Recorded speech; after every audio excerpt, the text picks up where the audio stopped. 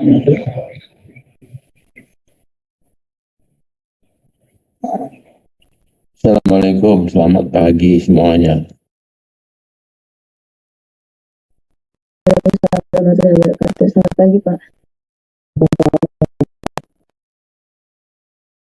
Dengar suara saya Bintang?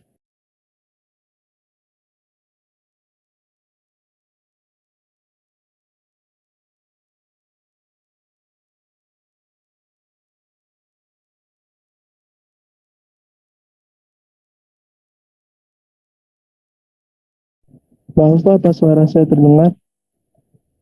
Kedengaran kurang keras. Bentar Pak, saya ganti headset dulu.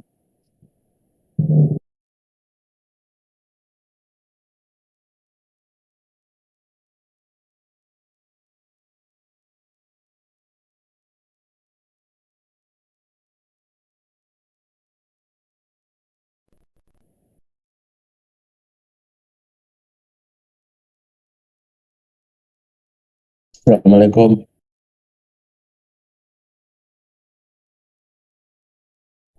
Oke Bintang, kita mulai saja biar ini bahwa doa dulu.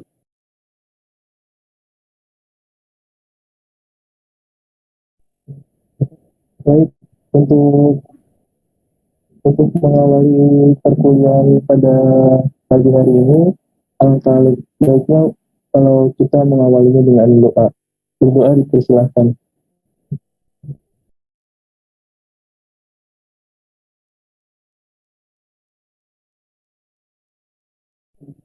Berdoa selesai. Untuk hari ini presentasi kelompok.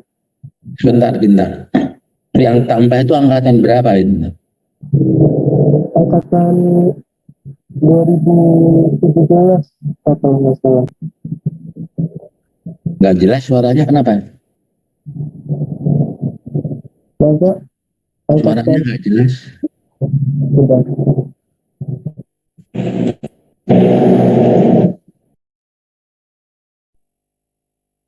Apakah Halo? sekarang jelas? Ya, Halo? ya. Oke. Kemarin ada yang masuk katanya angkatan 2017 Pak. Berapa orang? 1 orang. 1 per 2? 1. Sebentar Pak, saya lihat dulu. Ya, ada nggak di syakat dia? Saya nggak buka lagi soalnya. Ntar saya cek dulu. Baik Pak. Atau mulai saja dulu lah, nanti tugasnya menyusul. Iya Pak. Untuk presentasi kelompok 7 dipersilahkan untuk memulai presentasinya.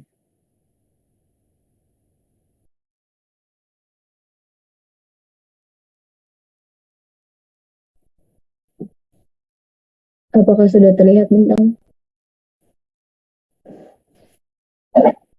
Oke. Assalamualaikum warahmatullahi wabarakatuh. Perkenalkan, kami dari kelompok 7 yang beranggotakan saya Elsa Regita Hutami, Aulia Putri, dan Natasha Frisilia akan mempresentasikan tentang photovoltaic converters. Saat ini berbagai upaya dikembangkan untuk mencari sumber energi alternatif. Suaranya kecil, Mbak. Saat ini berbagai upaya dikembangkan untuk mencari sumber energi alternatif. Salah satu sumber yang menjadi perhatian adalah tenaga surya. Sel surya menerima energi dari radiasi elektromagnetik yang dipancarkan matahari untuk mendapatkan muatan. Kemudian memisahkan muatan pembawa tersebut menjadi suatu konduktivitas yang dapat mentransmisikan listrik. Radiasi matahari dapat dikonversi menjadi energi listrik dengan beberapa metode, diantaranya yaitu fotovoltaik. Fotovoltaik merupakan alat yang secara langsung merubah energi matahari menjadi energi listrik. Agar lebih efisien, energi listrik dari fotovoltaik disimpan di dalam baterai, sehingga dapat digunakan sewaktu-waktu pada saat kondisi mendung atau malam hari, di mana sinar matahari tidak ada. Silikon merupakan bahan semikonduktor yang paling banyak digunakan untuk membuat sel fotovoltaik. Foton dengan energi yang melebihi setengah pita dapat dirubah menjadi energi listrik dengan sel fotovoltaik. Dan energi yang berlebihan ini hilang sebagai panas untuk merepresentasikan kerugian dasar sel fotovoltaik. Penggunaan sel surya untuk fotovoltaik hanya dapat mengkonversi radiasi matahari menjadi energi listrik kurang dari karena arus elektronik kecil. Hal tersebut dikarenakan material fotovoltaik berukuran besar mengisi permukaan sehingga menghasilkan nilai pita celah yang kecil. BIPV atau Building Integrated Photovoltaics merupakan sebuah konsep inovasi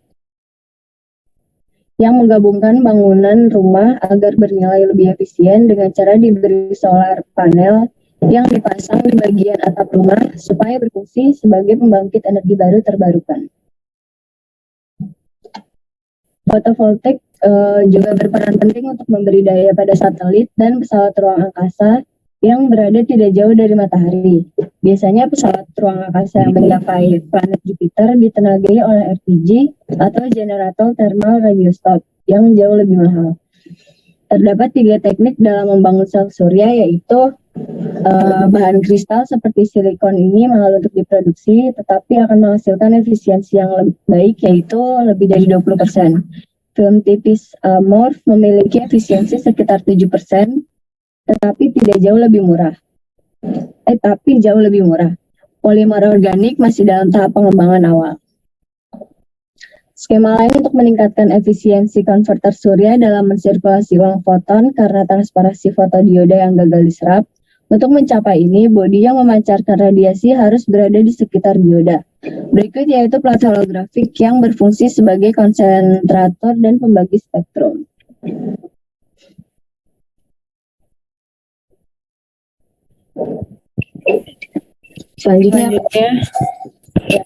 Selanjutnya, konsentrasi pembawa intrinsik adalah kuantitas yang bergantung pada suhu yang menjadi ciri semikonduktor tertentu, yaitu Ni sama dengan BT pangkat 3/2 IXP kali WG per KT. Nilai W dapat dihitung dari massa efektif elektron dan lubang pada semikonduktor. B dihitung dan nilai pada Ni pada suhu yang berbeda dapat ditemukan. Nilai Ni pada suhu 300 Kelvin adalah 10 kali 10 pangkat 10 cm pangkat min 3 untuk silikon dan 2,5 kali 10 pangkat min 13 untuk germanium. Arus total J adalah jumlah elektron dan arus lubang harus sama dengan 0 karena tidak ada koneksi eksternal ke perangkat. J sama dengan Jn plus Jp sama dengan 0. Next. Dengan tidak adanya arus eksternal, maka tidak ada penurunan tegangan pada kristal yang tidak terganggu atau bagian kristal yang jauh dari sambungan. Jadi, Vpn dikurang Vpp adalah potensi kontak, sehingga Vc sama dengan Kt per Ki ln Pp per Pn sama dengan Kt per Ki ln Nd per Ni kuadrat. Nah, pada gambar 14.6 terdapat 2 sambungan eksternal yang terbentuk ketika sebuah fotodioda dihubung singkatkan oleh kawat logam yang menunjukkan persimpangan Pn yang dipersingkat oleh kawat tembaga. Selain penghubung perangkat, ada 2 persimpangan eksternal, satu antara P material dan kawat tembaga, dan satu di antara kawat tembaga dan N material. Pada gambar 14.7, terdapat sambungan eksternal tunggal yang terbentuk ketika dioda dihubung singkatkan oleh bahannya sendiri, di mana kabel eksternal terbuat dari bahan yang sama dengan P sisi dioda. Selanjutnya ada gambar 14.8. Tidak ada arus yang bersirkulasi di persimpangan yang diperpendek pada suhu genap dan tidak ada penerangan. Nah, pada situasi ini arus eksternal sama dengan 0. Pada gambar 14.9, ketika cahaya mengurangi potensi di seluruh persimpangan perangkat pada arus eksternal, maka potensi fotodioda tidak bercahaya. Next. Potensial kontak tidak dapat diukur dengan menggunakan voltmeter pada sambungan PN, karena potensial di sekitar rangkaian yang dekat akan benar-benar hilang. Jika potensial tidak hilang, maka sambungan PN akan menggerakkan arus melalui beban eksternal. Dioda memiliki resistansi internal RS yang menyebabkan tegangan pada beban turun menjadi VL sama dengan KT per Ki ln IV dikurang IL per I0 ditambah 1 dikurang IL kali RS. Next. Nah, untuk pendekatan pertama, fotodiode bertindak sebagai generator arus. Pada perangkat tegangan rendah dan arus tinggi, beberapa harus dihubungkan secara seri untuk menghasilkan tingkat tegangan praktis. Arus yang melalui rangkaian adalah arus yang dihasilkan oleh dioda terlemah. Bayangan parsial panel surya terdiri dari banyak dioda secara seri dan dapat secara drastis mengurangi output secara keseluruhan. Nah, salah satu solusi yang mungkin terdiri dari membangun sejumlah dioda besar, yaitu dengan membentuk kelompok yang terhubung seri yang kemudian disejajarkan untuk menghasilkan arus yang berguna. Bayangan parsial kemudian akan menonaktifkan sejumlah dioda terbatas. Nah, di sini ada gambar model sirkuit dari fotodioda. Fotodioda nyata, daya yang diberikan fotodioda ke beban tergantung pada nilai resistansi beban. Semakin kecil resistansi seri atau semakin kecil kerugiannya, maka semakin besar faktor pengisiannya. Daya kirim maksimum dari fotodioda tergantung pada sejumlah parameter yang berbeda seperti tingkat pencahayaan, suhu, dan sebagainya. Next. Nah, ada 4 pengamatan penting mengenai pengoperasian perangkat fotovoltaik yang efisien. Yang pertama, semua yang lain sama, efisiensi fotodioda meningkat dengan peningkatan kepadatan daya cahaya. Daya maksimum mengalir ketika tegangan adalah V sama dengan PM. Daya maksimum atau per unit area aktif yang dikirimkan dioda ke beban adalah PM sama dengan VM kali JM, dan efisiensi maksimum ketika beban dicocokkan dengan benar dengan fotodioda adalah M sama dengan VM kali JM per Pin. Yang kedua ada efisiensi fotodioda menurun dengan peningkatan arus saturasi terbalik. Fotodioda yang baik dirancang untuk memindahkan I0, sebagaimana yang pertama menggunakan semikonduktor yang sangat didoping, yang kedua berjuang untuk masa pakai pembawa minoritas terbesar yang mungkin. Next. Yang ketiga ada efisiensi fotodioda menurun dengan peningkatan suhu operasi.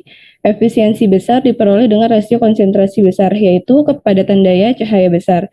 Namun, meningkatkan konsentrasi cenderung meningkatkan suhu operasi dioda yang menurunkan kinerja. Akibatnya, untuk mendapat keuntungan dari konsentrasi tinggi, perlu untuk memberikan pendinginan yang setara. Nah, yang keempat ada untuk efisiensi maksimum, beban harus cocok dengan dioda yang difoto. Arus saturasi terbalik. Arus saturasi terbalik dalam dioda adalah jumlah arus saturasi karena lubang IPN0 dan karena elektron IN0. Teori dioda PN sederhana mengarah pada I0 sama dengan IPN0 ditambah IN0 sama dengan QA, dP per LP kali PN ditambah DN per LN kali NP. Bahwa rasio konstanta difusi D dengan panjang difusi L memiliki dimensi kecepatan, sehingga ketika dikalikan dengan konsentrasi pembawa, PN atau NP menghasilkan flux difusi. Mengalihkan semua dengan QA, di mana A adalah luas sambungan yang mengubah flux menjadi arus. Nah, untuk rumusnya yang terdapat pada layar, di mana I0 sama dengan QA, akar D besar D per TPPN ditambah akar DN per TN dikali NP, di mana PN sendiri adalah NI kuadrat dibagi ND dan NP NI kuadrat dibagi NA, sehingga I0 menjadi QA NI kuadrat dikalikan dengan DP per TP 1 per ND ditambah akar DN per TN 1 per NA.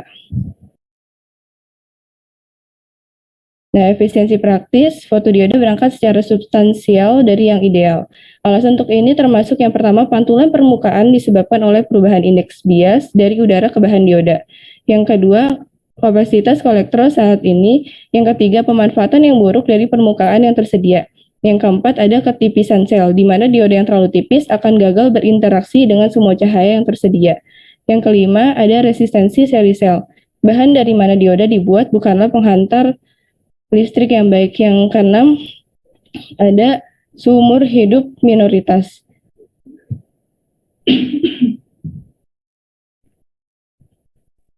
Selanjutnya ada satelit tenaga surya. Kelemahan dari pembangkit listrik fotovoltaik adalah sifat instalasi yang terputus-putus dan tidak dapat diandalkan.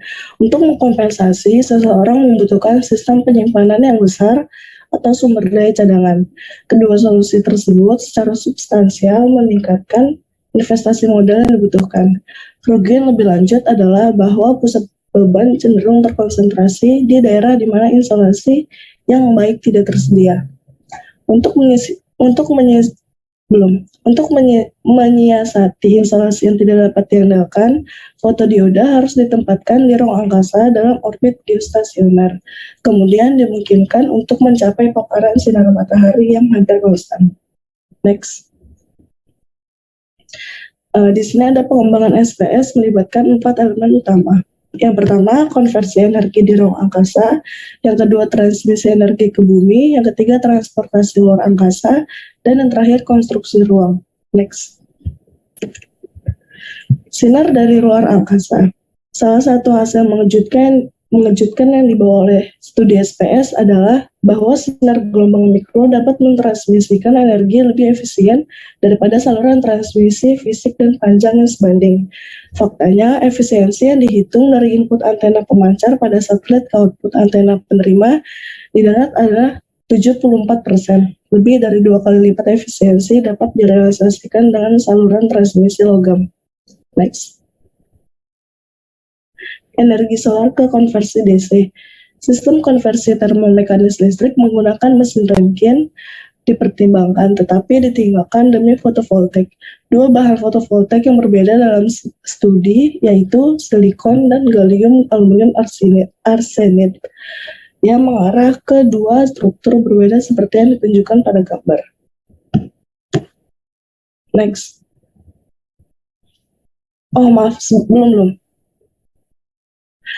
Sel-sel silikon harus terkena cahaya matahari yang tidak terkonsentrasi, sedangkan sel-sel gallium arsenide akan bekerja dengan rasio konsentrasi 2, dicapai melalui reflektor tipe-tipe sederhana. Hal ini dimungkinkan karena sel-sel gallium arsenide dapat dioperasikan secara efisien pada suhu yang lebih tinggi yaitu 125 derajat Celcius, sedangkan silikon 36 derajat Celcius.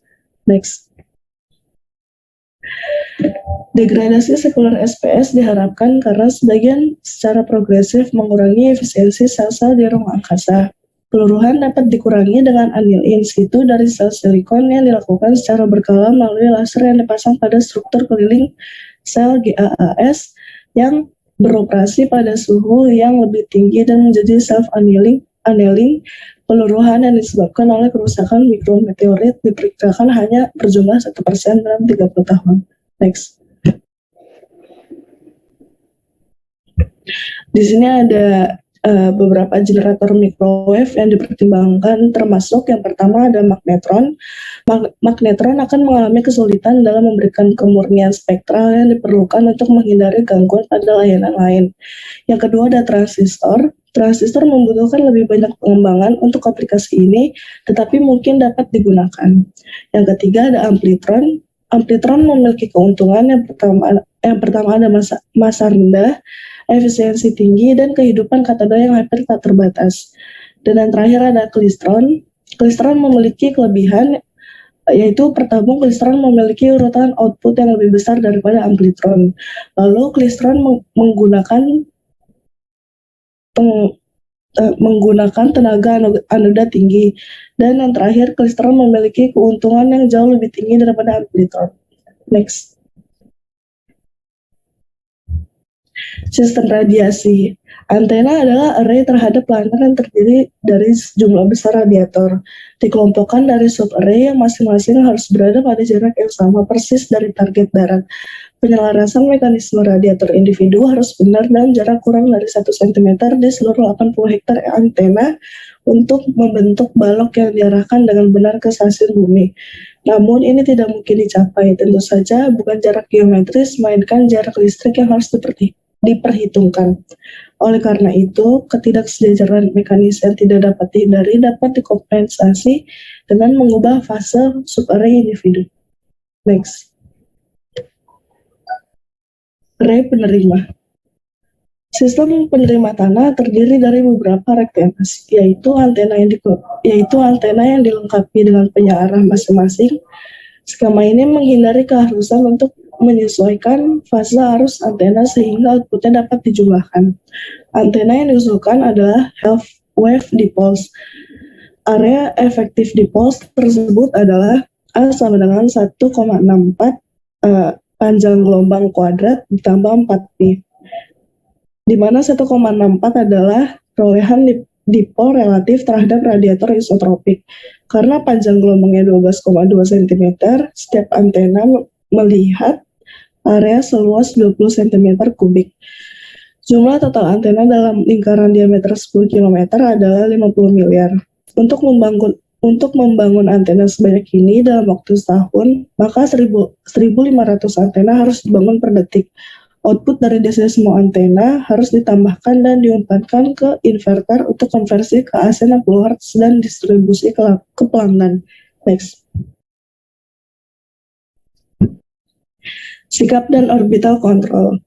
Banyak faktor yang mengganggu orbit dan sikap SPS, termasuk yang pertama tarikan gravitasi matahari dan bulan, yang kedua kurangnya simetri bola di bidang geografitas, yang ketiga tekanan radiasi matahari, yang keempat gelombang mikro, kelima gesekan persimpangan putar, yang keenam hambatan aerodinamis, yang ketujuh interaksi dengan bidang geomagnetik, dan yang terakhir torsi gradien gravitas.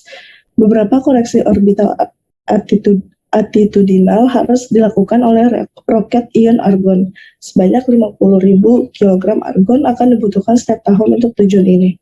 Next. Transportasi luar angkasa dan konstruksi ruang.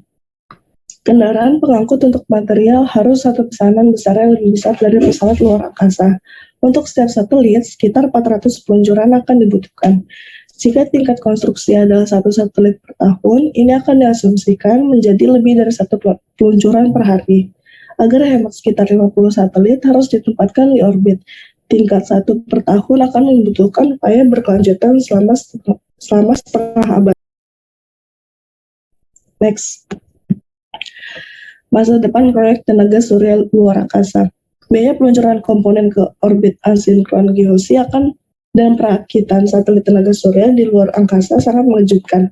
Hal ini menyebabkan beberapa orang mengusulkan pembangunan satelit di bulan menggunakan bahan yang ditawang bulan. Peluncuran dari bulan membutuhkan energi yang jauh lebih sedikit dari bumi, atau pengumpulan surya dan generator gelombang mikro dapat secara permanen didasarkan pada bulan jika cara ekonomis untuk menyeroti energi ke bumi dapat ditemukan. Next. Primer semikonduktor. Sebuah silikon terdiri dari nukleus mengandung 14 proton dan 14 neutron, dikelilingi oleh 14 elektron. Nukleus membawa muatan plus 14, tetapi atom tidak memiliki muatan bersih karena 14 elektron berkerumun di sekitarnya. Di gambar dapat dilihat bahwa lingkaran hitam yang agak gelap merupakan nukleus, sedangkan lingkaran hitam pekat kecil merupakan neutron. Lingkaran yang di dalamnya terdapat tanda positif merupakan proton, dan lingkaran yang di dalamnya terdapat tanda negatif merupakan elektron. Next. Dua atom silikon dapat satu sama lain dengan menukar elektron valensi. Ikatan semacam itu disebut ikatan kovalen. Karena memiliki elektron valensi, setiap atom silikon dapat membuat 4 ikatan kovalen yang menempel pada 4 atom tetangga. Next. Pada 0 Kelvin, semua elektron valensi terikat dalam ikatan kovalen, dan oleh karena itu tidak tersedia sebagai pembawa, yaitu sebagai pengangkut muatan listrik. Tidak ada arus yang dapat mengalir melalui kristal itu, atau kristal itu adalah isolator. Namun, jika ikatan terganggu, maka salah satu elektron valensi dikeluarkan dari ikatan dan menjadi bebas untuk carry listrik, meninggalkan ikatan yang tidak lengkap, di mana sebuah lubang ada elektron dari ikatan tetangga bisa jatuh.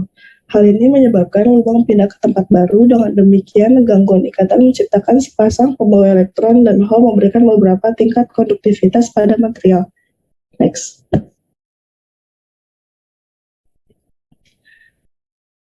Seseorang sekarang dapat memahami mengapa semikonduktor memiliki konduktivitas listrik yang meningkat ketika suhu meningkat.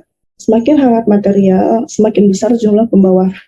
Dalam semikonduktor, seperti silikon, satu pita yang disebut pita valensi terisi penuh dan elektron tidak dapat bergerak. Pita berikutnya atau pita konduksi benar-benar kosong. Perbedaan energi antara bagian atas pita valensi dan bagian bawah pita konduksi disebut celah pita. Dalam silikon, celah pita adalah 1,1 elektron valensi. Dalam gambar, next. Dalam gambar, tangan kiri mewakili N material dan tangan kanan P material. Keduanya netral secara listrik, memiliki jumlah muatan positif dan negatif yang sama. Ini mulai menjadi sangat menarik ketika sebuah kristal memiliki daerah P yang disandingkan dengan daerah N seperti yang ditunjukkan pada gambar.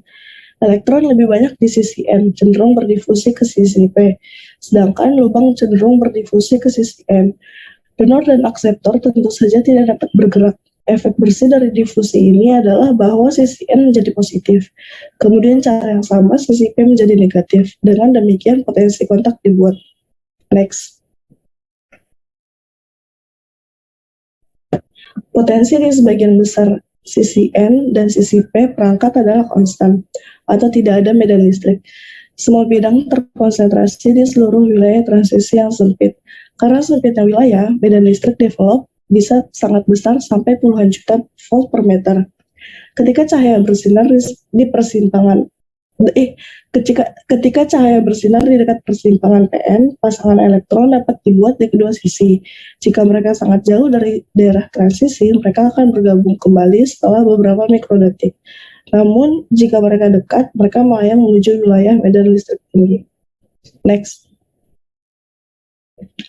Dalam hal ini, sebuah elektron yang dibuat di sisi P dapat jatuh ke sisi N, sedangkan lubang yang dibuat di sisi N dapat jatuh ke sisi P. Dalam kedua kasus, biaya ini melawan potensi kontak. Jika efek cahaya pada sambungan PN adalah penurunan potensial kontak. Next. Sekian penjelasan dari kelompok kami, kurang lebihnya mohon maaf. Assalamualaikum warahmatullahi wabarakatuh.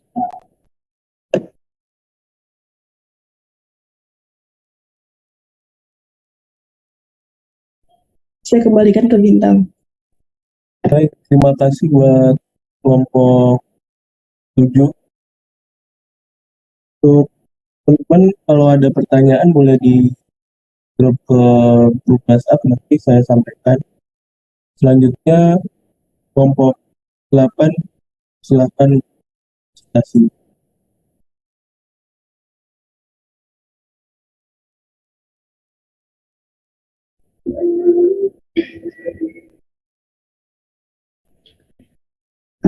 Oke, terima kasih Bintang atas kesempatannya. Pak Prof, izin presentasi. Assalamualaikum warahmatullahi wabarakatuh. Yang beranggotakan ada Ilham Muda Mutiara. Saya sendiri, Shelfira Madagita dan Anissa, akan mempresentasikan tentang chapter 15 dan 16. Boleh di next, Bintang.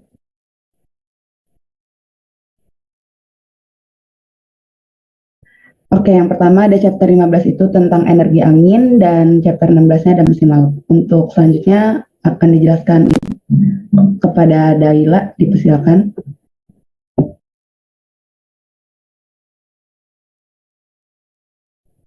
Oke, baik, terima kasih. Apakah suara saya terdengar? Terdengar.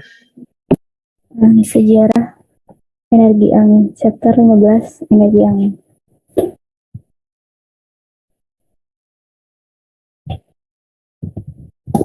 Turbin angin pertama dirancang khusus untuk pembangkit listrik dibangun oleh Charles Brush di Cleveland, Ohio. Itu beroperasi selama 12 tahun, dari tahun 1888 hingga 1900-an. Untuk memasok kebutuhan rumahnya. Pada tahun 1939, pembangunan generator air besar dimulai di Vermont. Mesin ini didirikan di sebuah bukit yang disebut Grand Pass Knob. Mesin ini mulai beroperasi pada tahun 1945, tetapi karena kegagalan blade, pada bulan Maret 1945 operasi pun dihentikan.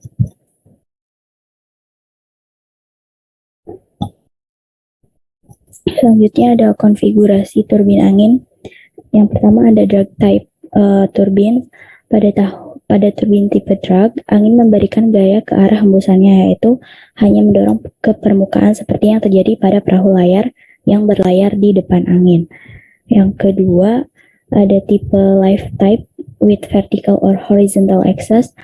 Pada mesin tipe lift ini, angin menghasilkan gaya tegak lurus terhadap arah angin bertiup. Turbin angin tipe lift dianalogikan dengan perahu layar yang berlayar melintasi angin. Perahu layar atau bilah turbin dapat bergerak jauh lebih cepat daripada angin itu sendiri.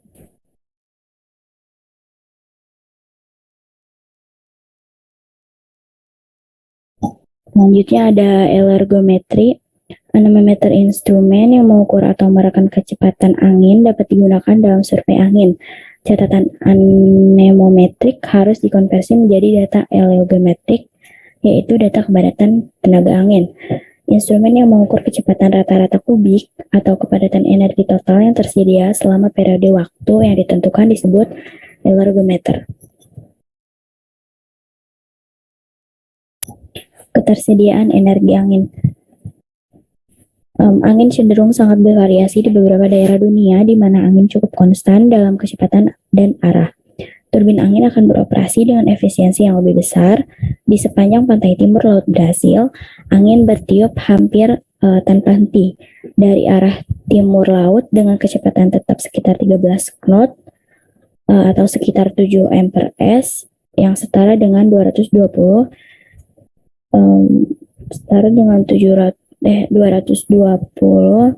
W per M pangkat 2. Next. Selanjutnya ada karakteristik turbin angin. Biasanya daya yang diberikan oleh pembangkit angin tertentu bergantung pada kecepatan angin dengan cara yang mirip dengan grafik yang ditampilkan pada gambar di bawah ini, di mana turbin angin sering mengirimkan energinya ke jaringan yang dioperasikan oleh utilitas dan harus dilakukannya melalui arus bolak-balik dengan frekuensi yang benar. Ada dua solusi umum untuk masalah sinkronisasi turbin angin. Yang pertama, yaitu mempertahankan putaran turbin pada kecepatan yang konstan. Yang kedua, membiarkan turbin berputar pada kecepatan yang ditentukan oleh beban dan kecepatan angin.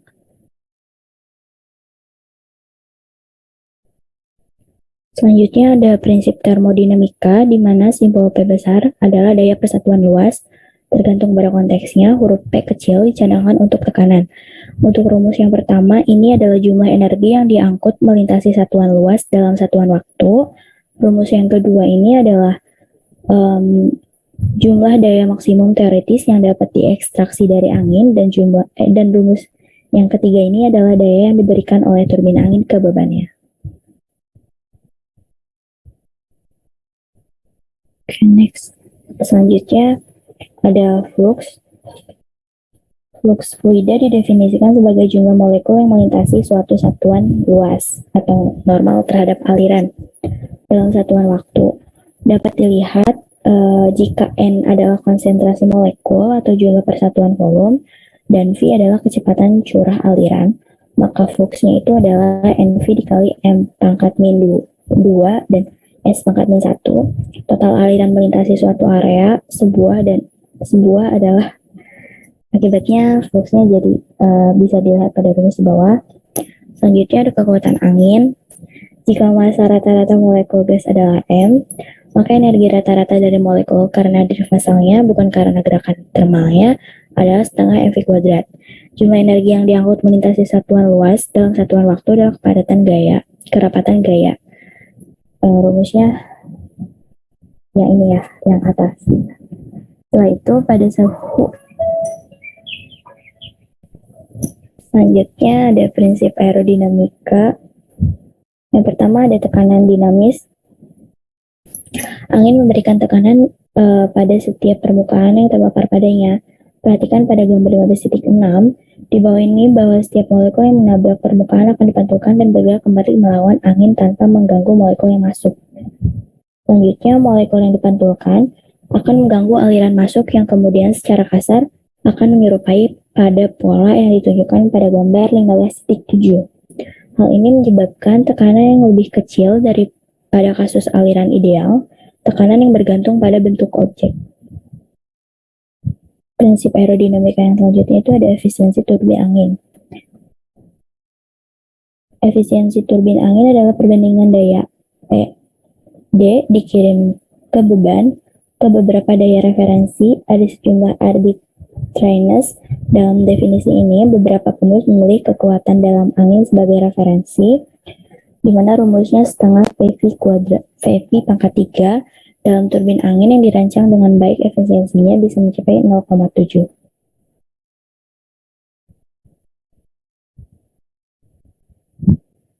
Selanjutnya ada airfoil, sayap pesawat, rotor helikopter, permukaan empennage, dan bilah baling-baling adalah contoh permukaan aerodinamis atau airfoil.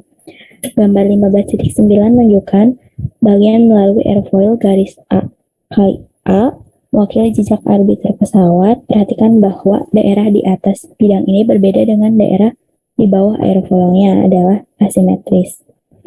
Di simetris airfoil, bidang acuan adalah bidang simetri dan daerah di atasnya merupakan bayangan cermin dari bidang di bawahnya.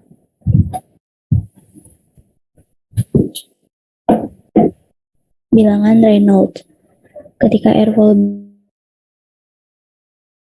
molekul gas yang bersentuhan langsung dengan permukaan dipaksa melalui gesekan untuk bergerak dengan kecepatan Vx dengan asumsi gerakan dalam X. Dari foil sedangkan yang berada pada jarak yang jauh tidak bergerak sama sekali. Gradien kecepatan delta Vx diberikan dari arah Y. Kecepatan geser yang dihasilkan menyebabkan gaya viskositas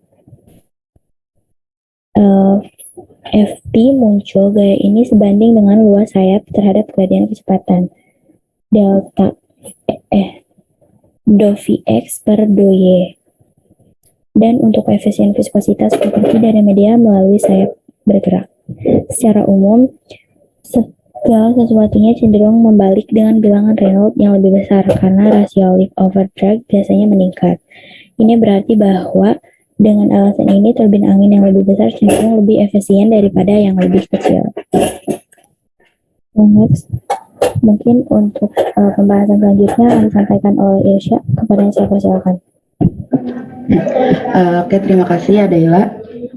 Melanjutkan dari penjelasan Adaila sebelumnya, dapat dilihat pada gambar di sebelah kiri ini ada gambar 15 itu tentang rasio turbin angin, dan ada juga rumus dari kepadatan S seperti yang pada di layar. Dari rumus kepadatan S ini dapat dituliskan juga menjadi rumus energi anginnya seperti pada layar.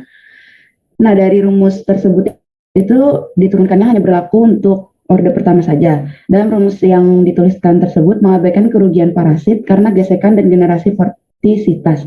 Generasi vortisitas itu yaitu mengabaikan pengurangan kecepatan angin yang disebabkan oleh turbin angin itu sendiri. Untuk persamaan yang tadi dapat lihat bahwa dengan soliditas yang cukup besar, efisiensinya dapat melebihi 1 dan merupakan fungsi dari parameter U per V. Dan D ini harus diperoleh dari analisis numerik. Selanjutnya, karena nilai rata-rata dari adalah 0, maka jenis turbin angin ini tidak memiliki torsi atau memiliki torsi awal 0 dan memerlukan pengaturan awal khusus seperti Savionus kecil pada poros yang sama. Untuk nilai yang besar U per D dengan D kurang dari 0 menjadi UV per D lebih kecil dari 0 dan D lebih besar dari 0. 0 lebih kecil dari D dan D lebih besar dari 0. Artinya pada RPM tinggi, turbin angin memiliki torsi negatif dan cenderung melambat. Oleh karena itu, seseorang dapat mengharapkan bahwa efisiensi memiliki maksimum pada beberapa nilai. Rumus efisiensi dapat dilihat pada layar. Boleh next, Bintang. Selanjutnya ada analisis turbin angin. Pada gambar 15.18 ini ada pengaruh soliditas pada efisiensi turbin angin sumbu vertikal. yaitu peningkatan soliditas melebihi 0,1 tidak terlalu mempengaruhi efisiensi. Sedangkan efisiensi sebanding dengan soliditas dan efisiensi terkadang tidak tergantung pada soliditas. Pada gambar 15.19, ketergantungan optimal U per V pada soliditas. Dapat dilihat bahwa teori sebelumnya itu yang dijelaskan adalah gagal karena dalam menjelaskan interferensi dari satu sayap dengan sayap berikutnya, semakin besar soliditas, semakin jauh jalur gangguan di belakang sayap, dan semakin serius gangguan sehingga menangkal keuntungan efisiensi dari yang lebih besar.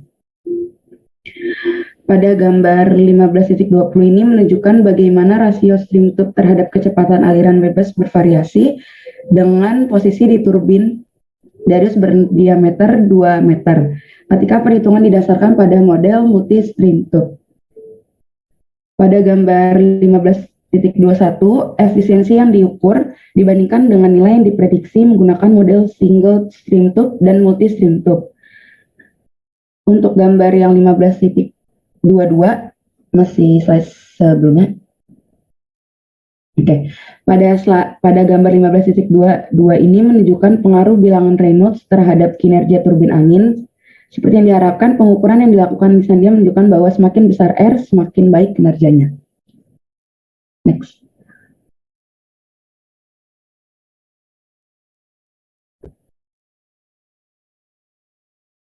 Next, bintang. Oke, selanjutnya ada gaya sentrifugal.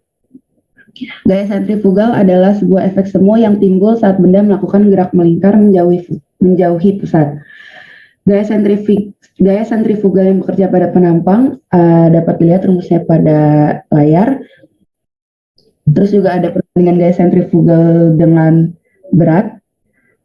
Untuk rumusnya juga dapat dilihat pada layar. Ada gaya sentrifugal persatuan panjangnya. Ada turbin angin memiliki soliditas yang sama. Untuk turbin angin yang memiliki soliditas yang sama bisa dilihat pada layar juga. Nah, di sini ada gambar 15.24 itu tentang dua turbin angin dengan luas yang sama tetapi dengan aspek yang berbeda. Nah, jika dibandingkan dua turbin angin dengan luas satuan yang sama, jika mereka memiliki soliditas yang sama dan menggunakan airfoil yang sama, mereka akan memberikan kekuatan yang sama ketika dioperasikan pada saat yang sama juga. Jika mereka memiliki rasio aspek yang berbeda, maka mereka harus memiliki gaya sentrifugal persatuan panjang, di mana massa sayap persatuan panjang ini adalah perbandingan gaya sentrifugal pada kedua turbin angin. Next. Yang ada perhitungan kerja. Untuk turbin angin sumbu vertikal dengan karakteristik yang diberikan dapat dilihat pada tabel di bawah ini. Pada tabel ini itu diasumsikan bahwa data kinerja valid untuk bilangan Reynolds yang sebenarnya. Turbin angin menggerakkan beban yang torsinya mematuhi hubungan. Kinerja turbin angin disajikan dalam bentuk plot torsi dengan kecepatan sudut. Plot yang berbeda harus dibangun untuk setiap kecepatan angin yang diinginkannya. Di sini ada contoh kasusnya. Dari contoh kasus ini dapat kita lihat ada gambar 15.25. Di sini ada efisiensi versus U per V untuk sayap dalam contoh. Menggunakan tabel kinerja yang tadi, itu mudah untuk menghitung untuk semua U per V. Pada titik stabil B, kecepatan sudut dalam contoh kita adalah 5,4 radian per second, setara dengan 0,86 RPS atau 52 RPM. Next. Nah, ya ini yang tadi dikasih tahu untuk efisiensi yang sesuai dengan U per V-nya sama dengan 5,4 ada 0, maka untuk mencari soliditasnya bisa menggunakan rumus ini. Next. Selanjutnya ada efek Magnus. Pada percobaan tentang penggunaan silinder putar untuk menghasilkan gaya angkat yang berguna dalam menggerakkan turbin angin, hal ini disebabkan oleh adanya efek Magnus yang digunakan oleh pitcher baseball saat melempar kurva. Untuk gambarnya dapat dilihat pada layar yang gambar 15.26 ini, sebuah silinder yang berputar menginduksi gradien kecepatan angin yang menghasilkan gaya literal. Pada titik A, udara mengalir dari kanan ke kiri dalam arah yang berlawanan dengan arah angin karena permukaan silinder itu kasar. Jadi memberikan gesekan pada udara dan mempercepatnya ke arah dari gerakannya sendiri. Kecepatannya sama dengan kecepatan linear permukaan silinder. Di sisi yang berlawanan, B silinder mendorong udara dari kiri ke kanan menyebabkan mengalir lebih cepat daripada aliran. Sekali lagi, gradien kecepatan dapat dibentuk. Kecepatan aliran rata-rata lebih besar di sisi B daripada di sisi A silinder. Hasil dari reaksi aerodinamis pada benda yang berputar disebut gaya efek Magnus. Next. Untuk bab selanjutnya akan dijelaskan oleh Anissa. Kepada Anissa dipersilakan. Iya, baik. Untuk bab 16 ada mesin laut. Yang pertama ada energi gelombang. Kecepatan gelombang laut di dekat permukaan diameter lingkaran sama dengan tinggi gelombang. Ketika kedalaman meningkat, diameter berkurang, gerakan menjadi dapat diabaikan pada kedalaman yang jauh lebih besar dari satu panjang gelombang. Air yang dalam atau D lebih besar dari panjang gelombang dibagi V sama dengan akar dari gravitasi lambda per 2V pangkat setengah. Lalu air yang dangkal panjang gelombangnya lebih besar dari diameter bagi V sama dengan akar gravitasi diameter pangkat setengah.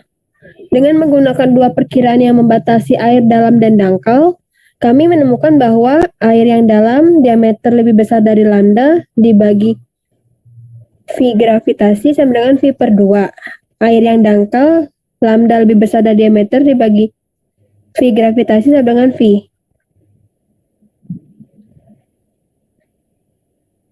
Next.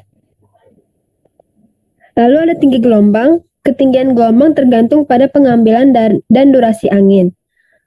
Energi dan tenaga, kepadatan energi gelombang laut adalah kira-kira W sama dengan gravitasi rho H per 2 pangkat 2 Joule per meter persegi.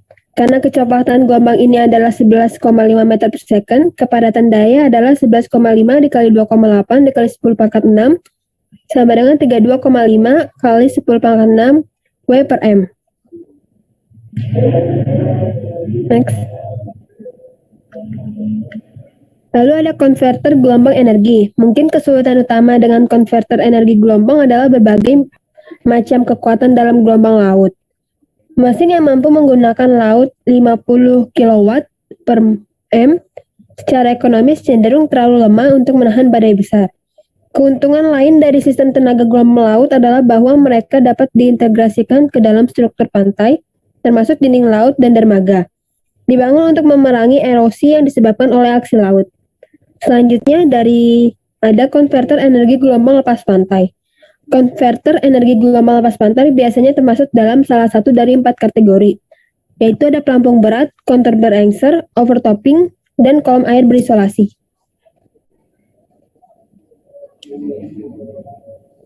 Konverter pelampung heaving, osilasi vertikal air dapat bekerja pada pelampung yang menggerakkan tuas dan piston, tetapi pengaturannya mungkin terlalu rumit dan terlalu rentan terhadap badai kondisi. Skema yang lebih sederhana mungkin bekerja lebih baik. Aquabuoy yang diusulkan oleh Aqua Energy adalah contoh perangkat pelampung heaving mengambang. SIDOC atau Independent Natural Research adalah sistem pelampung heaving yang tinggal di dasar. Pelampung berdiameter 5,7 meter memompa air ke cekungan yang ditinggikan di pantai. Debit dari cekungan menggerakkan turbin hidrokonvensional. Sistem membutuhkan kedalaman 20 meter. Konverter kontur berengsel, baik Aquabuoy dan SIDOC yang disebutkan di atas adalah peredam titik, karena mereka hanya berinteraksi dengan wilayah laut yang kecil. Solusi yang dikembangkan oleh Ocean Power Delivery, meskipun juga menggunakan sistem pelampung, mampu berinteraksi dengan wilayah laut yang jauh lebih luas. Prototipe 750 kW yang disebut dengan Pelamis, yang dipasang di pusat energi kelautan Eropa di Orkney, terdiri dari 4 pelampung baja berbentuk tabung berdiameter 4,63 meter, yang melekat satu sama lain dengan engsel. Sistem ini ditambahkan oleh konfigurasi 3 titik yang memungkinkan Pelamis untuk mengarahkan dirinya normal ke depan gelombang yang masuk. Resonansi alami sistem secara otomatis diubah agar sesuai dengan frekuensi gelombang.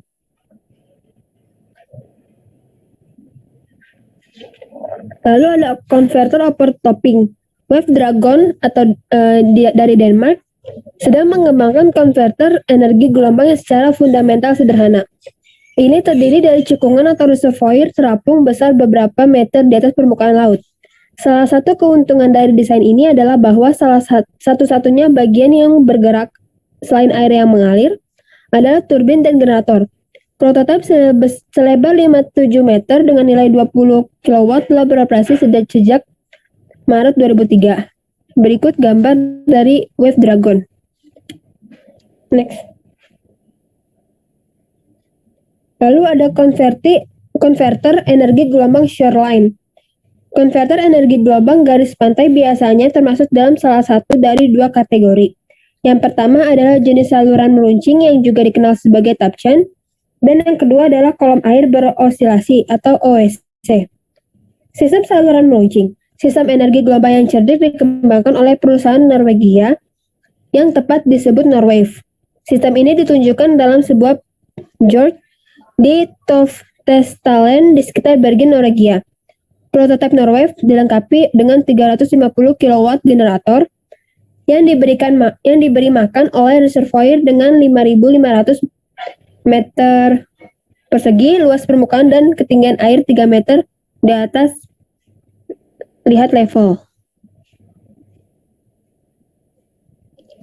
Lalu ada sistem WaveGen atau OWC. Limpet atau Land Installed Marine Power Energy Transformer adalah pabrik 500 kW yang dipasang di Pulau Islay. Ini didukung oleh kolom air berosilasi yang dihasilkan oleh aksi gelombang. Struktur seperti tabung beton miring terbuka dari satu sisi ke laut. Di antara kelebihan lainnya, limpet mewakili intrusi visual yang rendah dan menyebabkan dampak minimal pada fauna dan flora. Next. Selanjutnya ada energi pasang surut.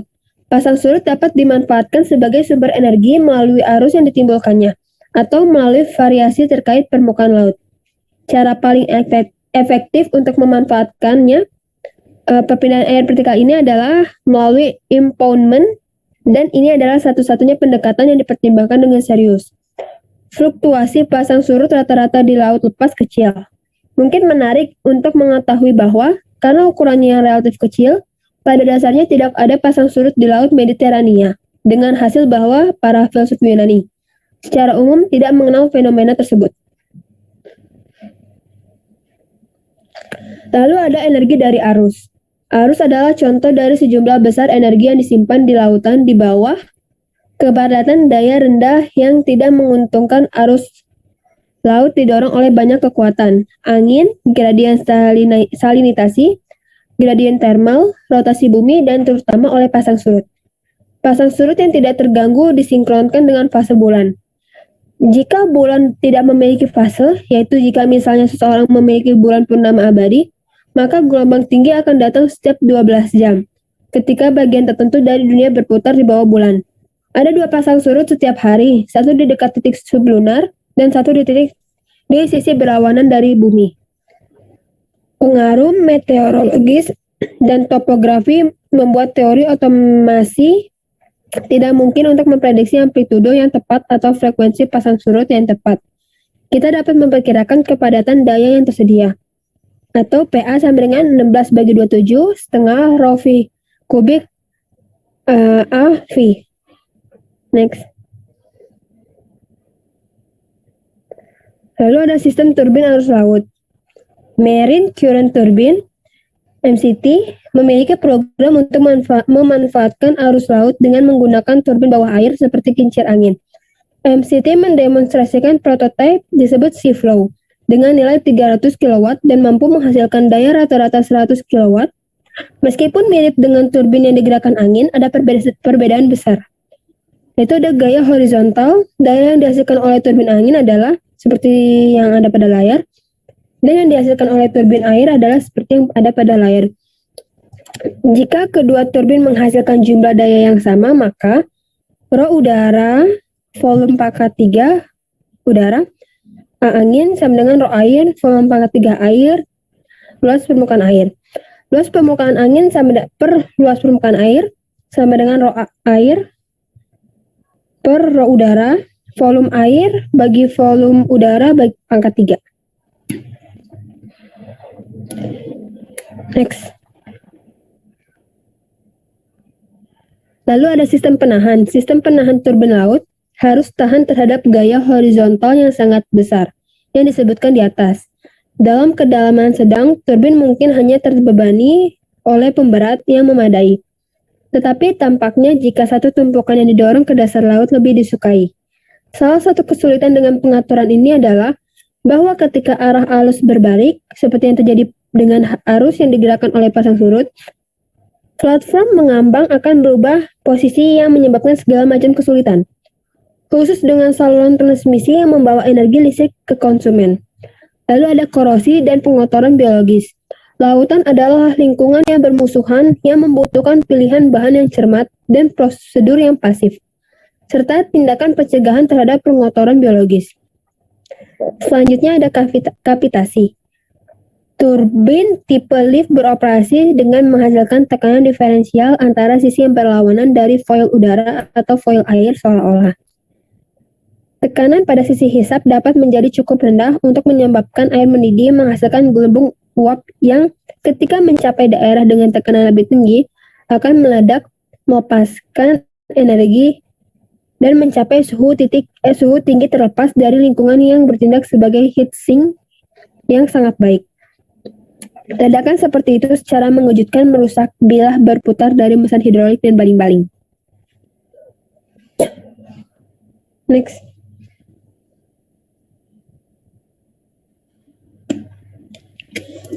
Lalu ada kavitasi. Turbin tipe lift beroperasi dengan menghasilkan tekanan diferensial antara sisi yang berlawanan dari foil udara atau foil air seolah. Tekanan pada sisi hisap dapat menjadi cukup rendah untuk menyebabkan air mendidih, menghasilkan gelombang uap yang ketika mencapai daerah dengan tekanan lebih tinggi akan meledak, melepaskan energi dan mencapai suhu tinggi terlepas dari lingkungan yang bertindak sebagai heat sink yang sangat baik. Ledakan seperti itu secara mengejutkan merusak bilah berputar dari mesin hidrolik dan baling-baling. Lubang dan getaran yang parah dapat menghasilkan dan dalam kasus kapal selam kebisingan dihasilkan mengurangi siluman dari perahu. Fenomena ini disebut kavitasi. Lalu ada torsi besar. Karena kepadatan medium yang besar, turbin arus laut beroperasi pada RPM rendah. Dengan demikian, untuk daya tersebut, torsi besar dikembangkan. Ketika kecepatan ujung rotor terbatas pada nilai tetap atau karena kavitasi, maka torsi yang dikirim oleh turbin sebanding dengan daya yang dihasilkannya itu dinaikkan menjadi 3/2, yaitu torsi tumbuh lebih cepat daripada daya, memperburuk masalah torsi leisure. Lalu ada pemeliharaan. Faktor penting dalam biaya operasi adalah pemeliharaan. Desain turbin harus sedemikian rupa untuk meminimalkan frekuensi pemeliharaan. Seaflow memiliki kemampuan menaikkan rotor dan gearbox agar mudah diakses saat perbaikan diperlukan. Selanjutnya ada transmisi daya. Turbin terletak agak jauh dari pantai. Ini membutuhkan saluran transmisi bawah laut yang mahal. Selanjutnya ada peternakan turbin. Turbin laut dengan daya tertentu lebih kompak daripada turbin angin yang setara. Oleh karena itu, turbin laut dapat lebih padat daripada yang terakhir. Lalu ada ekologi. Argumen dapat dibuat bahwa struktur yang dirusak di laut dapat bertindak sebagai terumbu buatan yang bermanfaat bagi flora dan fauna lokal. Dan selanjutnya ada modularitas. Modularitas turbin arus laut dapat berkontribusi secara signifikan terhadap pengulangan operasi bersama. Next. Selanjutnya ada energi salinasi. Kepadatan daya tertinggi yang tersedia di lautan adalah yang terkait dengan energi salinasi perairan sungai tawar yang bercampur dengan laut. Memang, tekanan osmotik air tawar sehubung dengan air laut lebih dari 2 milipascal. Dengan demikian, aliran 1 meter kubik per second akan menghasilkan pelepasan energi pada tingkat seperti pada layar. Untuk mesin salinasi didasarkan pada penggunaan membran semi-permeable Ini dapat digunakan pada mesin yang digerakkan oleh tekanan osmotik antara air tawar dan air asin, atau pada mesin elektrodialisis berdasarkan perbedaan potensial listrik yang ditetapkan di seluruh membran yang permeabel terhadap kation dan bukan pada anion atau sebaliknya. Mesin salinasi secara teoritis dapat mencapai efisiensi 100%. Dalam model laboratorium, Olson dan rekan kerja menunjukkan 40% efisiensi. Satu masalah dengan jenis mesin ini adalah outgassing air yang diperlukan untuk memastikan bahwa tekanan di kompartemen hanya disebabkan oleh uap air, bukan karena kehadiran pada gas yang tidak dapat disangkal. Next. Selanjutnya ada mesin osmotik. Osmosis adalah fenomena kuantitatif yang mengejutkan. Jika dua larutan dengan konsentrasi berbeda dipisahkan oleh membran osmotik yang permeabel ke pelarut tetapi tidak ke zat terlarut, maka ada aliran bersih pelarut dari sisi yang lebih encer ke sisi yang lebih terkonsentrasi. Aliran seperti itu akan bertahan sampai tekanan pada sisi terkonsentrasi cukup besar. Tekanan osmotik dapat diukur melalui tabung Young dengan membran osmotik di bagian bawah seperti yang disarankan pada gambar 16.10 ketika kesetimbangan tercapai, yaitu ketika tekanan pada kedua sisi membran sama, kolom di sisi terkonsentrasi lebih tinggi daripada sisi encer, tekanan hidrostatik air garam harus sama dengan jumlah tekanan hidrostatik air tawar ditambah dengan tekanan osmotik. Untuk memahami pengoperasian mesin osmotik, pertimbangkan kolom silinder air dengan luas dasar A dengan kedalaman D. Jika kepadatan kolom air, maka masanya adalah seperti yang pada layar, dan beratnya adalah seperti yang tertera pada layar, di mana G adalah percepatan gravitasi, tekanan pada pangkalan adalah seperti yang tertera pada layar.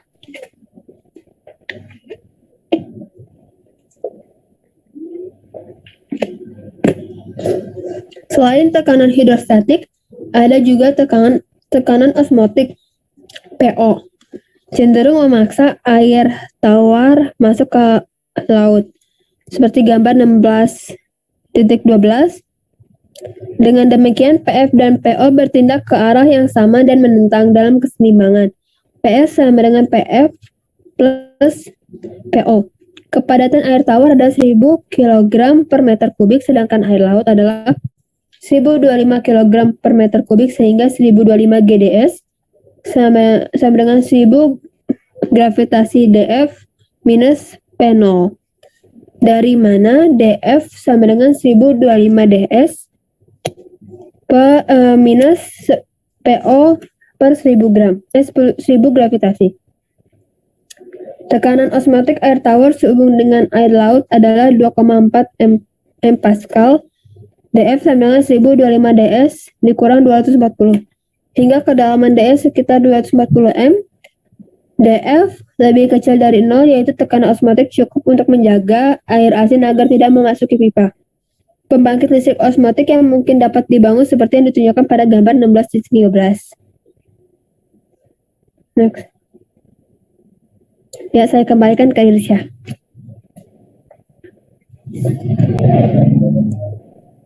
Oke, terima kasih Anissa untuk presentasinya.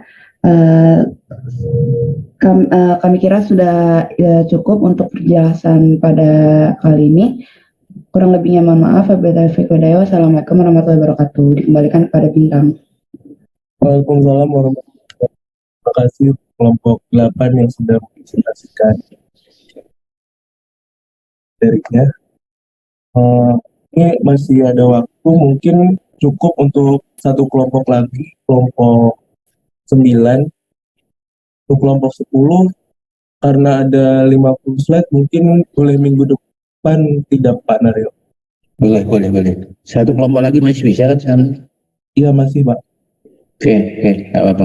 Nanti kita bahasnya setelah semua tampil, nanti akan saya bongkar dari depan.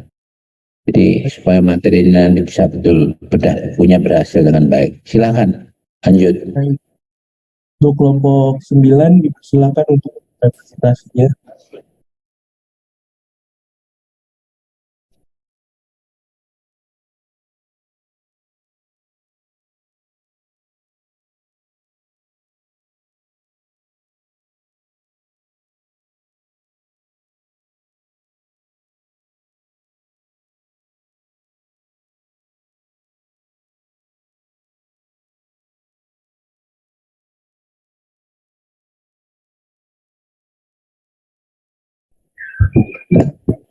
Baik, terima kasih Bintang atas kesempatannya.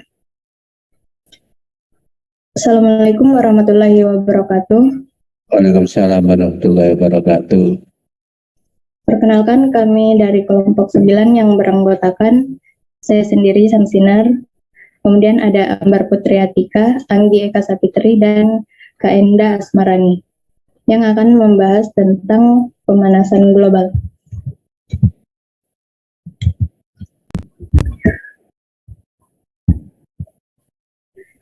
Pada bab 1 yaitu penjelasan tentang pemanasan global. Pemanasan global adalah peningkatan konsentrasi karbon dioksida, gas karbon dioksida atau CO2 dan gas lainnya pada atmosfer bumi yang membuat atmosfer bumi menahan lebih banyak panas dari matahari sehingga menyebabkan peningkatan suhu di bumi. Suhu bumi dikendalikan oleh keseimbangan antara masukan dari energi matahari dan hilangnya energi ini ke luar angkasa. Gas atmosfer tertentu sangat penting untuk keseimbangan suhu dan dikenal sebagai gas rumah kaca. Gas rumah kaca yang terjadi secara alami termasuk uap air, karbon dioksida, ozon, metana, dan dinitrogen oksida bersama-sama menciptakan efek rumah kaca atau selimut alami yang menghangatkan bumi hingga suhu 35 derajat Celcius. Kemudian iklim masa lalu dan peran karbon dioksida. Atmosfer bumi terdiri dari 78% nitrogen, 21% oksigen, dan 1% gas lainnya. Dua gas rumah kaca yang paling penting adalah karbon dioksida dan uap air. Tingkat karbon dioksida di atmosfer meningkat sejak awal revolusi industri. Pengukuran pertama konsentrasi CO2 di atmosfer dimulai pada tahun 1958 di ketinggian 4.000 meter di puncak Gunung Mauna Loa. Pengukuran dilakukan di sini agar jauh dari sumber polusi lokal. Ditunjukkan jelas bahwa konsentrasi CO2 di atmosfer telah meningkat setiap tahun sejak tahun 1958. Kemudian efek rumah kaca yang ditingkatkan. Meskipun tingkat karbon dioksida di atmosfer meningkat, ini tidak akan menyebabkan pemanasan global karena efeknya terlalu kecil atau ada umpan balik alami lainnya yang akan melawan pemanasan yang besar. Kemudian, siapa yang menghasilkan polusi? Yang menghasilkan polusi sebagai sumber utama yang pertama yaitu pembakaran bahan bakar fosil. Karena sebagian besar emisi karbon dioksida berasal dari produksi energi, proses industri, dan transportasi. Kemudian yang kedua yaitu akibat dari perubahan berasal dari penebangan hutan untuk tujuan pertanian, urbanisasi, atau jalan. Ketika area hutan hujan yang luas ditebang, lahan tersebut berubah menjadi padang rumput yang kurang produktif untuk menyimpan CO2. Kemudian ada IPCC atau Intergovernmental Panel on Climate Change, yaitu panel antar pemerintah tentang perubahan iklim yang disusun dalam 3 kelompok kerja ditambah gugus tugas untuk menghitung jumlah gas rumah kaca yang dihasilkan oleh masing-masing negara. Di mana kelompok kerja 1 yaitu mengkaji tentang aspek ilmiah sistem dan perubahan iklim, dan kemudian ada kelompok kerja 2 yang membahas tentang kerentanan sistem manusia dan alam terhadap perubahan iklim. Kemudian ada kelompok kerja 3 yang menilai opsi untuk membatasi emisi gas rumah kaca. IPCC ini didirikan pada 1988 bersama panel lingkungan Perserikatan Bangsa-Bangsa dan Organisasi Meteorologi Dunia. Tujuannya untuk menilai lanjutan dari keadaan pengetahuan tentang berbagai aspek perubahan iklim termasuk dampak ilmiah, lingkungan, sosial, ekonomi, dan strategi tanggapan. Kemudian ada perubahan iklim. Perubahan iklim dapat memanifestasikan dirinya dalam beberapa cara, misalnya perubahan suhu regional dan global, perubahan pola curah hujan, ekspansi dan kontraksi lapisan es, dan variasi permukaan laut. Perubahan iklim regional dan global ini merupakan respon terhadap mekanisme pemaksaan eksternal dan internal. Contoh mekanisme pemaksaan internalnya yaitu variasi kandungan karbon dioksida di atmosfer yang memodulasi efek rumah kaca, sedangkan contoh mekanisme pemaksaan eksternalnya yaitu variasi jangka panjang dalam orbit bumi mengelilingi matahari yang mengubah distribusi regional radiasi matahari ke bumi. Kemudian yaitu hubungan antara pemanasan global dan perubahan iklim. Konsentrasi gas rumah kaca di atmosfer meningkat sejak revolusi industri pada abad ke-18. Perubahan konsentrasi gas rumah kaca di atmosfer memang menyebabkan perubahan suhu global. Namun masalah terbesar dengan pemanasan global adalah memahami betapa sensitifnya iklim global terhadap peningkatan kadar karbon dioksida di atmosfer. Keterkaitan pemanasan global dan perubahan iklim semakin diperumit oleh fakta bahwa setiap bagian dari sistem iklim global memiliki waktu respon yang berbeda. Misalnya, atmosfer dapat merespon perubahan eksternal atau internal dalam sehari, tetapi laut mungkin memerlukan waktu puluhan tahun untuk merespon. Sementara vegetasi dapat mengubah strukturnya dalam beberapa minggu. Selanjutnya pada bab 2 yang akan dilanjutkan oleh rekan saya, Kak Endah, kepadanya dipersilahkan. Baik, selanjutnya pembahasan bab 2 yaitu sejarah hipotesis pemanasan global. Next.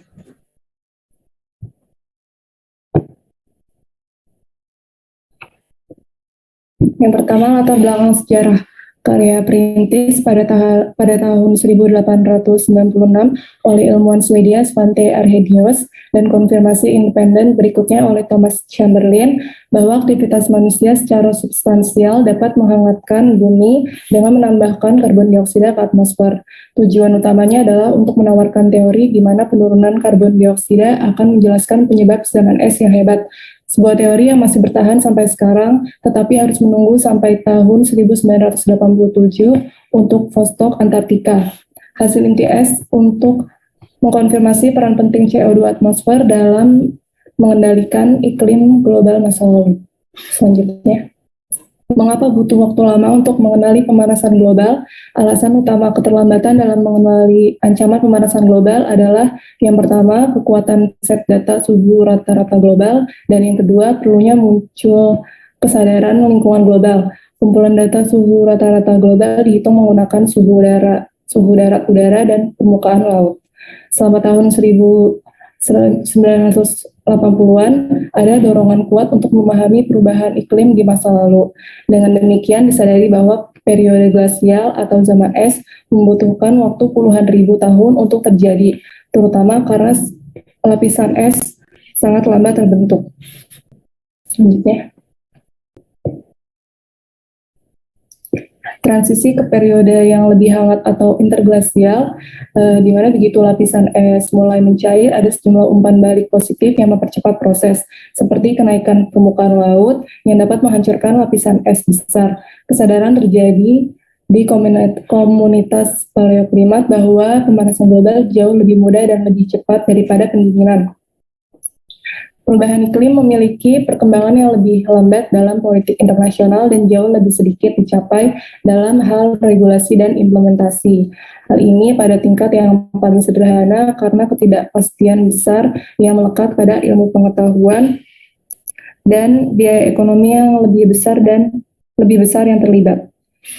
Selanjutnya bab 3 yaitu sudut pandangmu dalam menentukan masa depan. Selanjutnya, Profesor John Adams di University College London menyarankan bagaimana setiap individu memandang risiko, khususnya bagaimana kita memandang alam sebagai risiko. Selanjutnya, John Adams telah mengembangkan 4 mitos alam dan 4 mitos sifat manusia dan menggabungkannya untuk melihat kisaran respons individu terhadap risiko dan ketidakpastian. Selanjutnya, 4 mitos alam menurut John Adams ada 4. Yang pertama, alam jinak dapat diprediksi, berlimpah, kuat, stabil, dan memaafkan setiap penghinaan yang mungkin ditimbulkan oleh manusia. Yang kedua, alam fana menegaskan bahwa orang harus melangkah ringan di bumi dan bahwa aturan pengelolaan yang membimbing adalah salah satu tindakan pencegahan. Yang ketiga, sifat sesat atau toleran. Kombinasi dari dua mitos pertama, dalam batas alam dapat diandalkan untuk berperilaku dapat diprediksi. Yang keempat, alam berubah-ubah. Alam memang tidak bisa diprediksi. Seorang agnostik tentang alam karena masa depan dapat berubah menjadi baik atau buruk. Kemudian 4 mitos sifat manusia, menurut John Adams ada 4. Yang pertama, individualis adalah orang-orang buatan sendiri yang giat, yang relatif bebas dari kendali orang lain, yang berusaha keras untuk mengendalikan diri mereka. Yang kedua, hierarkis, yang mendiami dunia dengan batasan kelompok yang kuat dan aturan yang mengikat. Yang ketiga, egalitarian, memiliki loyalitas kelompok yang kuat, tetapi sedikit menghormati aturan yang dipaksakan dari luar. Yang keempat, fatalis, memiliki kontrol minimal atas hidup mereka sendiri. Untuk bab selanjutnya akan dibahas oleh rekan saya. Selanjutnya bab 4 yaitu apa bukti perubahan iklim. Next. Perubahan iklim di masa lalu. Perubahan iklim di masa lalu telah direkonstruksi menggunakan sejumlah arsip kunci termasuk sedimen laut dan danau, inti es, endapan gua, dan lingkaran pohon. 100 juta tahun terakhir, bumi telah mendingin, bergerak dari apa yang disebut dunia rumah kaca pada zaman kapur, ketika dinosaurus menikmati kondisi hangat dan lembut.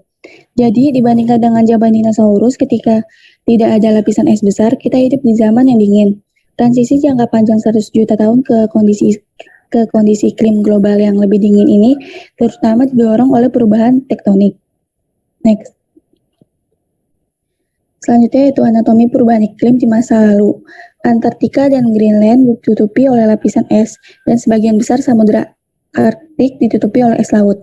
Ini berarti ada banyak es yang bisa mencair di dunia yang lebih hangat, dan seperti yang akan kita lihat, kedua kutub yang mengalami glasiasi juga membuat gradien suhu atau perbedaan antara kutub dan khatulistiwa menjadi sangat besar. Rata-rata sekitar 30 derajat di khatulistiwa hingga 35 derajat Celcius atau lebih dingin di kutub.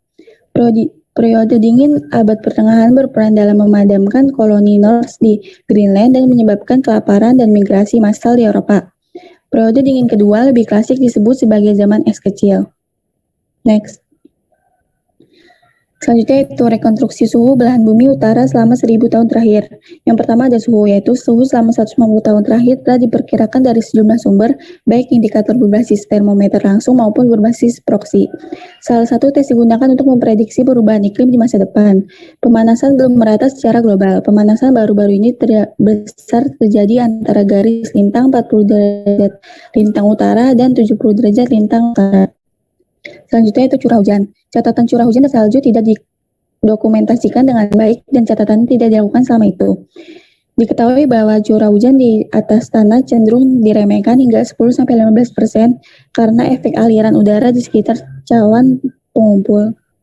Selanjutnya itu permukaan laut relatif. Permukaan laut global telah meningkat sekitar 4-14 cm. Perubahan permukaan laut sulit diukur karena perubahan permukaan laut relatif sebagian besar berasal dari data pengukur pasang surut. Next. Selanjutnya itu bukti lain untuk pemanasan global. Bukti lain pemanasan global berasal dari daerah permafrost dan pola cuaca seperti catatan badai tertentu, di mana sangat dingin sehingga tanah membeku hingga sangat dalam. Selama bulan-bulan musim panas hanya sekitar 1 meter atas lapisan es yang cukup hangat untuk mencair.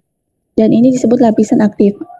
Bukti lainnya yaitu lebih banyak badai terjadi di belahan bumi utara. Ketinggian gelombang di Samudra Atlantik Utara telah dipantau sejak awal 1950-an dari kapal suar, stasiun cuaca laut, dan yang terbaru dari satelit. Antara tahun 1950-an dan 1990-an, tinggi gelombang rata-rata meningkat dari 2,5 menjadi 3,5 meter, yaitu meningkat sebesar 40%. Next. Selanjutnya itu bukti lain bahwa umat manusia telah mengubah iklim global. Yang pertama, data INTS menunjukkan CO2 atmosfer merespons suhu global. Oleh karena itu, CO2 atmosfer tidak dapat menyebabkan perubahan suhu global. Yang kedua, setiap kumpulan data yang menunjukkan pemanasan global telah diperbaiki untuk mencapai hasil yang diinginkan.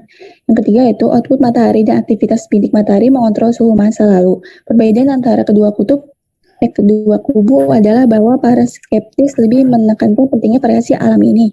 Yang keempat, data satelit meragukan model. Next. Skema variasi yang diamati dari indikator suhu dan indikator hidrologi dan terkait badai.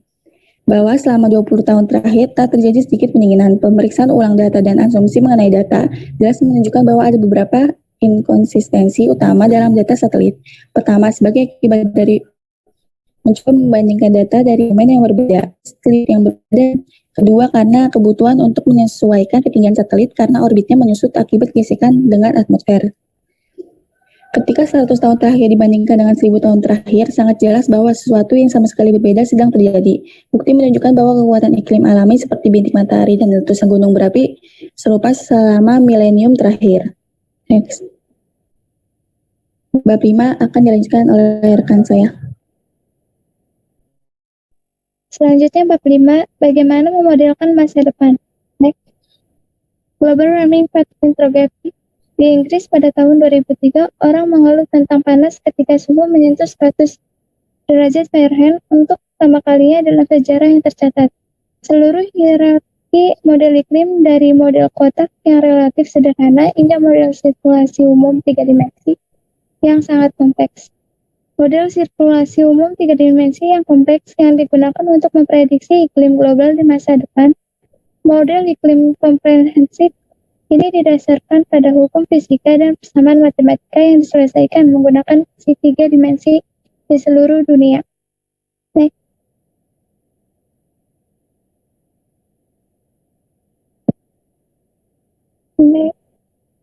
Siklus karbon.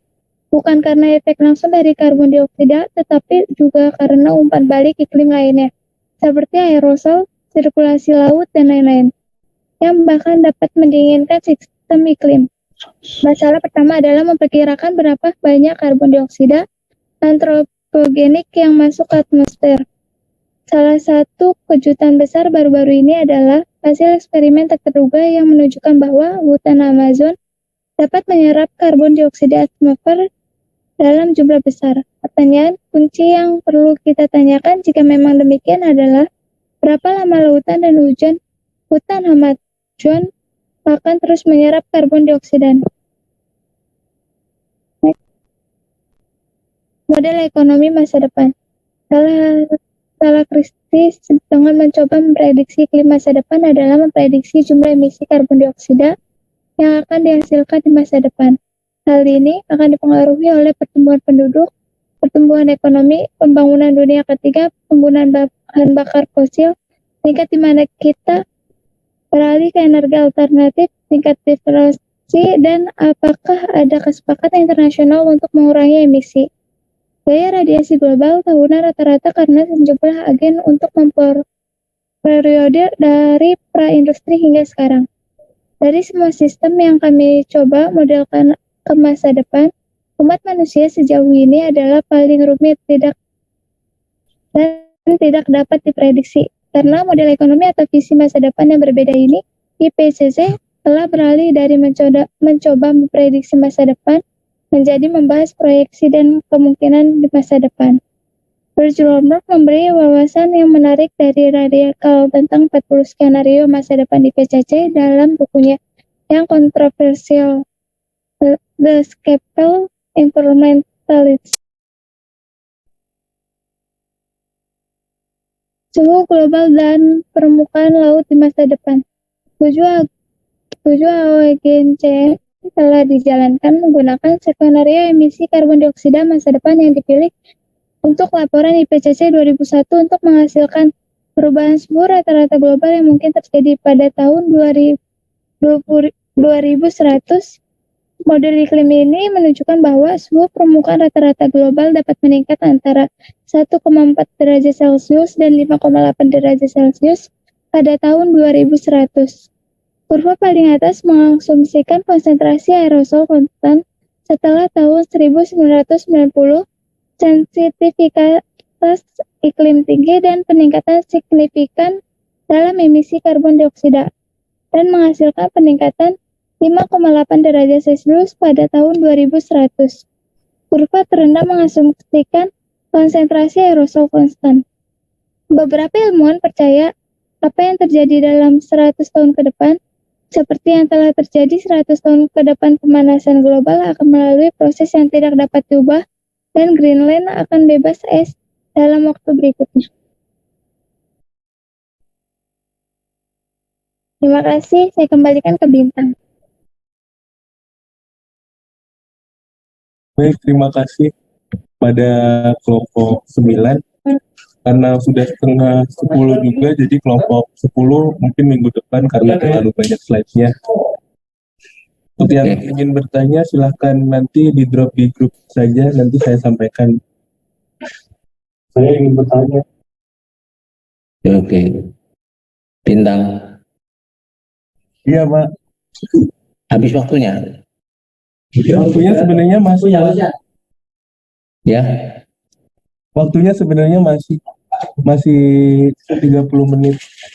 Ini saya komen deh, Andi. Nanti yang sisanya kelompok untuk minggu depan. Tapi hari ini saya coba memperhatikan yang disajikan dua kelompok ini. Ini nanti juga saya akan ulas. Tapi barangkali hasil diskusi presentasi hari ini cukup bagus. Dan ini mengingatkan saya pada ada beberapa mahasiswa fisika, kalau nggak salah baru semester kemarin itu, menulis tentang skripsi, yaitu bagaimana energi angin ya menjadi karya tulis dua mahasiswa sekaligus ya. Jadi mereka hanya bagaimana menjelaskan energi angin sebagai energi terbarukan yang memang di Indonesia luar biasa banyaknya. Tapi mahasiswa ini merancang, mendesain alat yang bisa menghasilkan energi listrik itu. Dan ini sebenarnya sudah banyak contoh-contoh, kemudian dimodifikasi menjadi skripsi. Maksud saya begini, dari mata kuliah fisika lingkungan, dari topik yang kita bedah dalam buku energi terbarukan sekarang ini, ya angkatan ini sangat-sangat banyak sekali objek yang memungkinkan menjadi karya tulis ya. Contohnya tadi yang dipresentasikan energi tentang global, pemanasan global ya, yang variabel-variabel atau indikator-indikator yang cerminan analisis fisikanya ya. Jadi tidak usah menurunkan secara fisika secara total, karena biasanya kalau sudah bicara tentang fisika lingkungan itu merupakan aplikasi dari rumus-rumus fisika yang dipakai untuk menghasilkan nilai atau kerja atau angka yang akan ditunjukkan kepada produknya. Jadi seperti tadi, bagaimana energi angin, energi gelombang laut ya, dan karena sumber energi terbarukan itu ada 5 komponen kan, air, angin, biomasa, gas bumi, satu lagi sel surya. 5 komponen ini kalau dimodifikasi sebagai produk energi yang memang ke depan lagi booming, diusahakan. Kenapa? Karena energi konvensional itu sudah kemungkinan beberapa dasawarsa ke depan itu akan mengalami kesulitan atau mungkin habis karena proses terbentuknya yang jutaan tahun, tapi teknologi mengambil dengan begitu cepatnya. Nah, kekhawatiran itulah yang dirasakan oleh masyarakat secara umum. Nah, jadi kalau saudara-saudara pengen mencoba mencuplik topik salah satu dari presentasi selama semester ini diangkat menjadi skripsi, itu sangat bagus sekali. Ambil contoh misalnya tentang mikrohidro ya, yang di Indonesia wilayahnya sangat banyak daerah pegunungan dengan aliran air di sungai yang tak henti-hentinya musim apapun itu, musim kemarau, air mengalir terus dari pegunungan, misalnya Bogor, Puncak, Subang, hampir seluruh Indonesia, Irian, itu daerah-daerah penghasil air mengalir tanpa henti, itu sekarang masih mubazir, ya, tidak termanfaatkan. Walaupun sudah ada beberapa yang mencoba menjadikan objek penelitian tentang mikrohidro. Nah, saudara bisa itu tulis, ya, menjadi skripsi. Ambil datanya, ambil satu daerah yang sudah membuat itu dilaporkan saja. Kalau sungai kecepatan debit airnya sekian, ternyata bisa menghasilkan energi listrik sekian, dan itu bermanfaat untuk penerangan di satu desa mana. Itu skripsi yang luar biasa. Walaupun saudara tidak harus membuat mikrohidro, lakukan survei, mengambil datanya gitu. Itu kalau saudara di YouTube itu cari, itu banyak sekali itu. Karena menjadi proyek nasional yang diberikan secara UMKM, ya, atau mungkin ada mahasiswa dan penelitian tentang mikrohidro, angin. Kalau gas bumi agak kesulitan karena itu biasanya memerlukan teknologi yang cukup mahal, ya, artinya. Tapi kalau mikrohidro, angin, ya, gelombang laut juga masih mahal. Nah, itu harapan saya dengan bedahan buku atau presentasi yang ini, nanti setelah presentasi semua minggu depan, saya mulai kupas lagi dari bab 1, ya, sehingga buku ini yang kita bahas ini, atau istilahnya dalam kuliah itu, kalau saya bilang membedah buku energi terbarukan versi yang sekarang ini memang sangat up to date gitu kira-kira. Kedengaran suara saya, Peter? Mendengar, Pak. Yang lain, Aulia, kedengaran Aulia?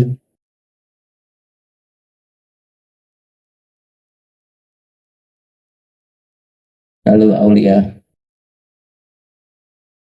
Anissa, kedengaran suara?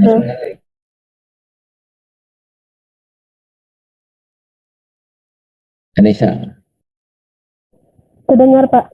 Ya. Jadi gitu. Jadi kalau Anda mau nulis skripsi tentang berbasis lingkungan, ambil energi terbarukan, ini sangat banyak ini mahasiswa, anak-anak. Tapi kalau anak pendidikan objeknya bagaimana memberikan informasi, tapi untuk Anda yang fisika itu dieksploitasi menjadi sumber energi terbarukan. Yang lagi banyak mahasiswa atau perguruan tinggi atau masyarakat yang mencoba mengeksploitasi energi terbarukan. Ya. Jadi modalnya tidak mahal, objeknya cukup banyak, laboratoriumnya memungkinkan menjadi objek langsung, ya. Hasil nyata yang bagian dari orang fisika ikut berpartisipasi memberdayakan lingkungan sebagai basis pembelajaran, basis berbuat sesuatu kepada masyarakat. Karena saya yakin hanya orang fisika yang mampu memberikan informasi ke masyarakat dengan produk. Jadi nanti ini bisa dipakai untuk skripsi atau membuat PKL dan macam-macam, kira-kira seperti itu. Itu dulu ya hari ini ya, Aulia ya, seluruhnya ya. Ya, Bintang. Halo. Iya, Pak. Iya, Pak. Semuanya, saya kira itu dulu. Nanti kita mulai setelah minggu depan masih dibahas sisanya. Kemudian nanti saya pulang dari depan untuk menjelaskan secara detail, dan kemudian saudara juga perlu mencari masukan-masukan tambahan.